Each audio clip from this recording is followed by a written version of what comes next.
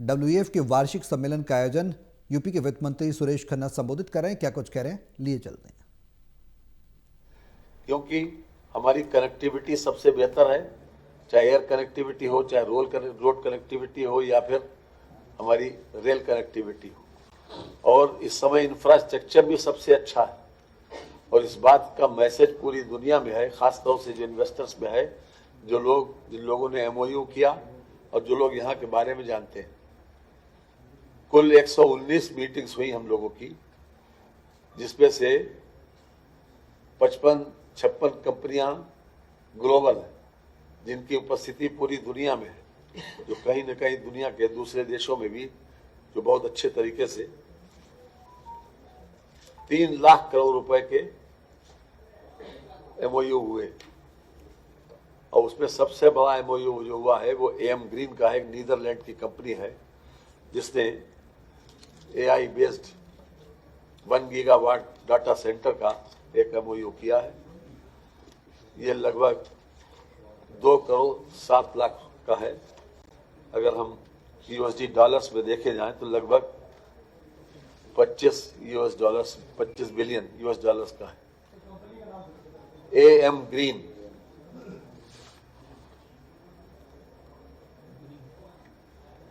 तो ये उत्तर प्रदेश के लिए बहुत बड़ी उपलब्धि है और हम समझते हैं कि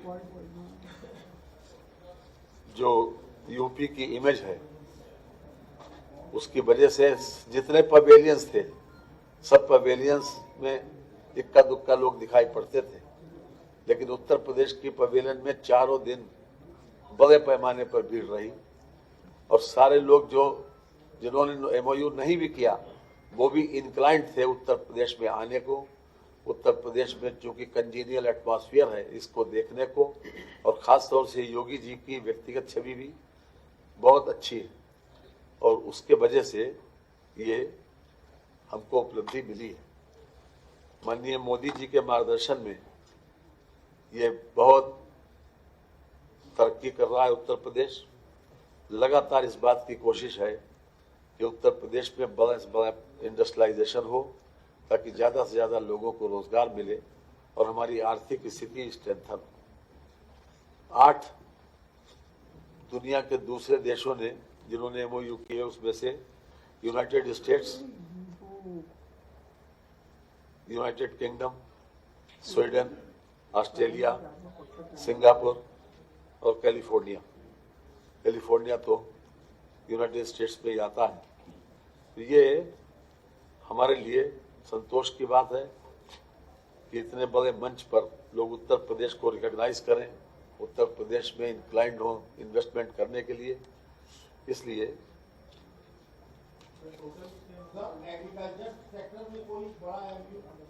हाँ, हुआ है, बता देंगे। टोटल 31 MOU हुए,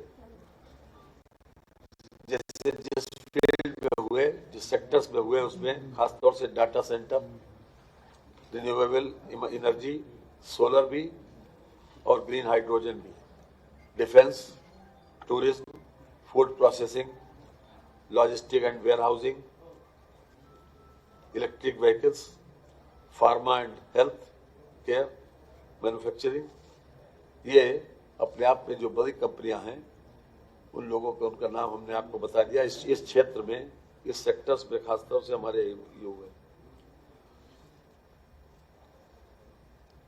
इसके अतिरिक्त जो जिन लोगों से चर्चा हुई वो भी उत्तर प्रदेश में आने के लिए उत्सुक हैं और वो भी आएंगे सोलर और लेटर।